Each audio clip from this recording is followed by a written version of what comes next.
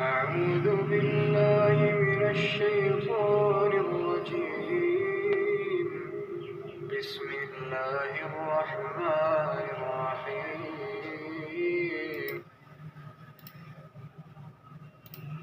الرجال قوامون على النساء بما فضل الله بعضهم على بعض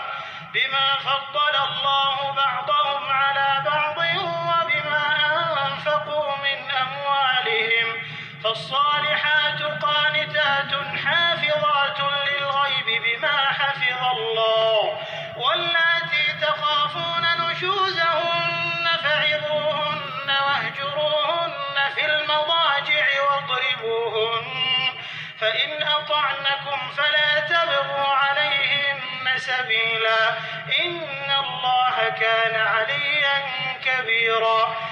مرد عورتوں پر مسلط و حاکم ہے، اس لیے کہ خدا نے بعض کو بعض سے افضل بنایا ہے، اور اس لیے بھی کہ مرد اپنا مال خرچ کرتے ہیں، تو جو نیک بیویاں ہیں وہ مردوں کے حکم پر چلتی ہیں اور ان کے پیٹھ پیچھے خدا کی حفاظت میں مال و آبرو کی خبرداری کرتی ہیں.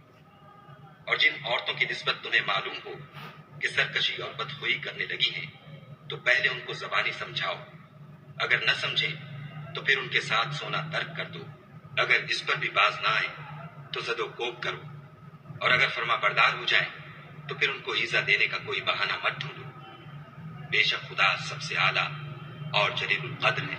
وَإِنْ خِفْتُمْ شِقَاقَ بَيْنِهِمَا فَابْعَثُوا حَكَمًا مِّنْ أَهْلِهِ وَحَكَمًا مِّنْ أَهْلِهَا إِن يُرِيدَا إِصْلَاحًا يُوَفِّقِ اللَّهُ بَيْنَهُمَا إِنَّ اللَّهَ كَانَ عَلِيمًا خَبِيرًا.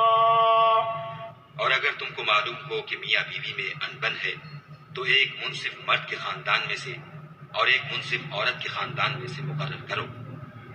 وہ اگر صلح کرا دینی چاہیں گے تو خدا ان میں موافقت پیدا کر دے گا. کچھ شک نہیں کہ خدا سب کچھ جانتا اور سب باتوں سے خبردار ہے. وَاعْبُدُوا اللَّهَ وَلَا Men are in charge of women by right of what Allah has given one over the other and what they spend for maintenance from their wealth. So righteous women are devoutly obedient, guarding in the husband's absence what Allah would have them guard. But those wives from whom you fear arrogance, first advise them, then if they persist, forsake them in bed, and finally strike them. But if they obey you once more, seek no means against them. Indeed, Allah is ever exalted and grand. And if you fear dissension between the two, send an arbitrator from his people and an arbitrator from her people. If they both desire reconciliation, Allah will cause it between them. Indeed, Allah is ever knowing and acquainted with all things. اعوذ باللہ من الشیطان الرجیم. بسم اللہ الرحمن الرحیم. آپ کی ہماری ریسرچ 50 60 70 سال کی زندگی کی ہوگی، تو کوئی بھی بیان سنتے ہیں، کوئی بھی تقریر سنتے ہیں، کوئی بھی فلم دیکھتے ہیں، کوئی بھی دنیا کا حصہ دیکھتے ہیں، تو آپ اس کا یعنی کہ جو تقریر کر رہا ہے، جو بیان کر رہا ہے، آپ جتنا وہ بتا رہا ہے اتنا جانتے ہیں. اس سے پہلے کیا ہو گیا، اس کے آگے کیا ہوگا، یہ قرآن میں لکھا ہے. پاسٹ پریزنٹ فیوچر جنریشن کے بارے میں سارا کچھ لکھا ہے کہ اللہ کہتا ہے دیکھو پہلی امتوں کا کیا حال ہوا جنہوں نے اللہ کے حکموں کی نافرمانی کی. عراق، لیبیا، سیریا، فلسطین، یہ سب آپ کے سامنے ہیں. تو آپ کوئی بھی آدمی بات کرتا ہے تو وہ پارٹ بتاتا ہے کہ جی وہ مطلب وہ حصہ دکھاتا ہے، باقی سنسر کر دیتا ہے کہ سامنے میرے کو اس نے جی گھوسا مار دیا یا تھپڑ مار دیا. یہ نہیں بتاتا کہ میں نے اس کو گالی دی تھی یا میں نے اس کو تنگ کیا تھا، اس نے اس لیے ایسا کیا ریئیکشن کے اندر.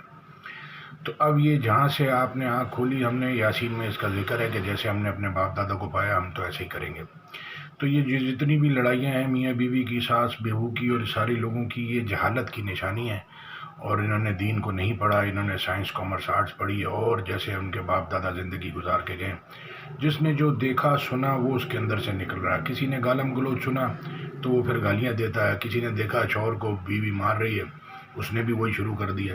تو نقل والا جا کے پھنس جاتا ہے تو اس کی دنیا بھی جاتی ہے، آخرت بھی جاتی ہے.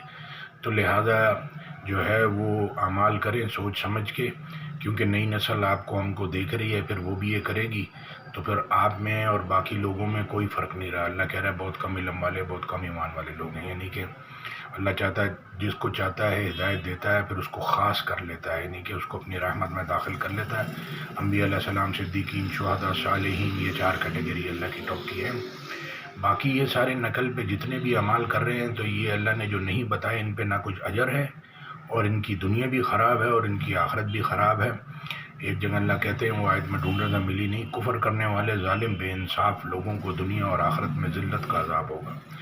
تو بات یہ ہے کہ کوئی کسی نے دیکھا کہ بھئی کوئی کسی کو گالی دے رہا ہے تو اس نے یہ دیکھا، اللہ نے دونوں خیر اور شر کے سسٹم انسان میں چلائے میں، تو کسی نے شر کیا تو خیر بھی کی ہوگی، تو آپ وہ اپنا خیر بتاتے ہیں اور دوسروں کا شر بتاتے ہیں، جبکہ سب آدم کی اولاد ہیں، یہ سارے لنک ہیں۔ اللہ کہہ رہا ہے سب کو جلا اٹھانا ایسے جیسے ایک شخص کا، تو اللہ کہہ رہے ہیں تم کو ایک انسان سے کثرت سے مرد اور عورت پیدا کیے، تو سب آدم کی اولاد ہیں، تو لوگ گھوم پھر کے کہیں بھی چلے جائیں، اللہ کہہ رہے ہیں آنا ہمارے پاس ہے، حساب دینے ہمارے پاس ہی آنا ہے، تم چھوڑ دو۔ تو لہٰذا زبردستی کسی کے ساتھ میں اس کو دین پہ نہیں چلا سکتے، اللہ کے حکموں پہ نہیں چلا سکتے، اندر کی آواز سے وہ چلے گا۔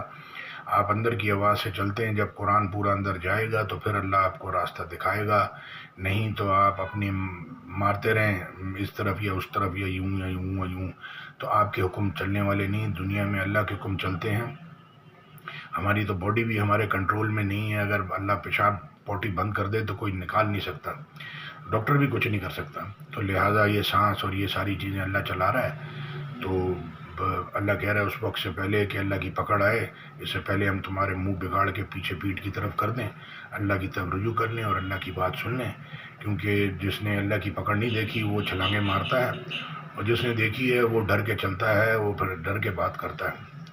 ساری آیتوں پہ بسم اللہ الرحمن الرحیم ہے۔ سورہ توبہ پہ مشرکوں منافقوں کا جنگوں کا ذکر ہے، اور اللہ کے رسول کو فرمایا 70 بار بھی بخشش مانگو گے میں معاف نہیں کروں گا۔